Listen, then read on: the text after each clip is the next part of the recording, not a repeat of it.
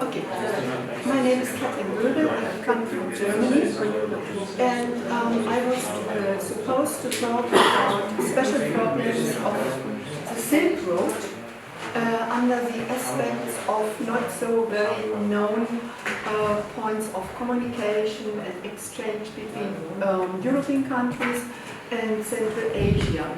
But that, as I mentioned, has been changed 2 days ago. And I was asked to make, before I do it, a small introduction about Renaissance. And so I think we do it with the Renaissance, and then you can make it in 7 minutes, I hope. People wonder about this aspect of a new Renaissance. We have here the 6th International Congress of the Cultural Legacy of Uzbekistan, the foundation of a new Renaissance, because Renaissance is a very, very European concept. And so sometimes the question is how to mix both. And I will try to highlight some aspects.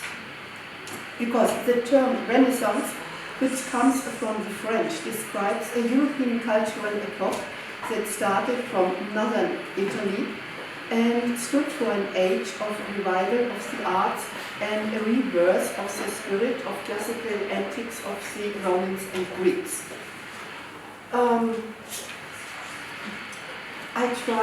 I only had 2 nights to finish it, and when I meditated about it, because about Renaissance you can go on for many days, I tried to put the concept in 1 sentence to make it brief. And I think the sentence that stands for the concept of Renaissance would be that Renaissance was a window that opened into a new world. Renaissance was a window that opened in a new world. And I will try to highlight this from several aspects. One very dominant aspect in the different expressions of Renaissance has been the painting.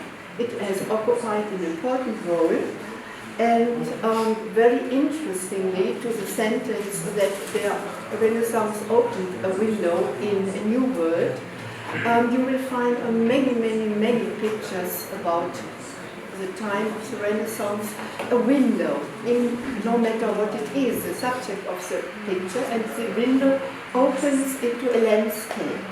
And it was for the first time in the Renaissance that artists were allowed to paint faces, individual faces, not as before symbolized faces or without personal structures, and were allowed to paint or sculpture bodies. One of the main samples of this, of course, is David of Michelangelo. And this changed the thinking of the people totally. Because before, even if you wanted to express a simple, profane, or everyday life aspect, you had to wrap it in any Christian pretent, whatever it was, but it was not possible to go on individual level. A prototypal example of this new development, for example, is Leonardo da Vinci's study of proportions, in which he puts the focus on the physical condition of the human being as a benchmark for the new system.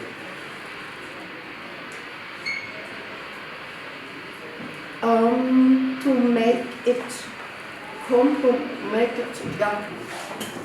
short, I don't go for all these personalities that are very, very typical and that made the Renaissance and that made a foundation for the humanistic education in Europe for centuries. These were personalities. I just make a small name dropping, but each name is a concept in itself. Like Dante Alighieri's Divine Comedy, William Shakespeare's works, Donatello, Michelangelo, and Tilman Riemenschneider, Filippo Brunicelli, Leon Battista Alberti und Andrea Palladio, Erasmus of Rotterdam, Botticelli, Leonardo da Vinci, Raphael, Tizian, and Albrecht Dürer even. He was very early, but he already was at the beginning of the concept. Then, not only to come away from the paintings, one of the technical achievements that shaped the Renaissance and shaped all the following centuries were the invention of the book printing with movable types, because this as well was an aspect to get arts and the emphasis on individual personality away from the power of the church, because before it was in their hands. There are two aspects that in which the concept of Renaissance is used.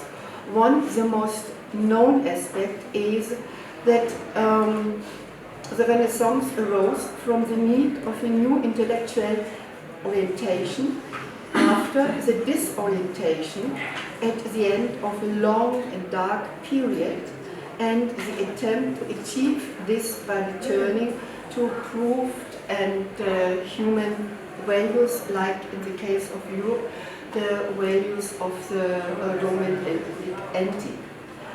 The second term, and this may be an alternative for what we have here, is that the term Renaissance is also used when old values, ideas or patterns of action re-emerge in the more recent past, when regional cultures have become increasingly interested in their idiosyncrasies, in their heritage and languages. So, okay, then I wanted to finish, to tell a small story, but even this we make shorter, because there is not only the European aspect of rebirth, there are two aspects of rebirth from Central Asia itself, and it should be considered. One is in the symbol of the bird phoenix, but we can talk about this another conference. And the second one, which I think is most important, is the symbol as, for example, described by Attar in his Parliament of Birds. It is a symbol of the simul. And this, it's just the last sentence, this symbol is when after a long journey, when all birds have to collect themselves to vote to find their own king, and then all died, all get lost, till a very small group of birds, it were 40, and they were at the end of their nerves, at the end of their powers, they were nearly going to die, when they arrived finally at the palace of their king, and it were 40 birds, and they were allowed finally to enter the palace. And then when they entered the palace, they realized there is no king. They themselves are the king, because he moved from the Persian translated 40 birds. And this is a very democratic and a very powerful type of special rebirth, and it could be sought after as well.